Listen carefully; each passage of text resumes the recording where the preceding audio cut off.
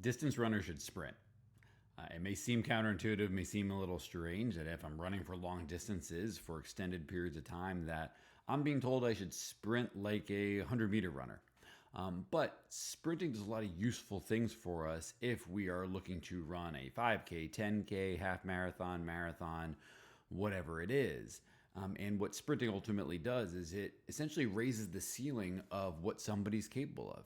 If you want to run a faster time or faster marathon, let's say, well, if you can run at a higher speed, even for short distances, you're going to be able to run faster for further. So how does that work? Well, let's imagine a car. If a car has a top speed of 100 miles an hour, going 60 miles an hour isn't that taxing on the engine. But if you're driving a 1991 Mercury Topaz like I did when I was in high school and the top speed was maybe 70 miles an hour, 60 miles an hour may want to make the muffler fall out, as an example. And so that is one reason why sprinting helps with performance for distance runners, but also helps from an injury prevention standpoint as well. Sprinting forces us to strike the ground underneath our body.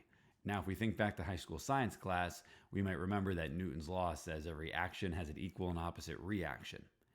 And that reaction, if we're striking the ground way in front of our body, is actually to push back into ourselves, essentially putting the brakes on. So then when we're running, we have to overcome that. And also, it can be a little jarring to our body. It's a lot of force that's going through the feet, ankles, knees, hips, low back. And from just a discomfort standpoint, can add up over time. Again, also making you run slower. So what sprinting does, again, forces you to run underneath the body while also building that elasticity, that springiness that we want to be able to have through those weight-bearing structures of the lower extremities, such as the foot and the ankle. And if we have a lot of elasticity in those joints, we can be a little bouncier with the way we run. If we're bouncier, we're going to be putting less stress, less jarring onto the joints.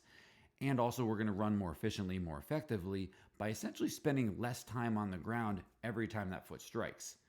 And if we're spending less time on the ground every time that foot's there, that adds up over the course of a run. Just think of the amount of strides you take over the course of a race.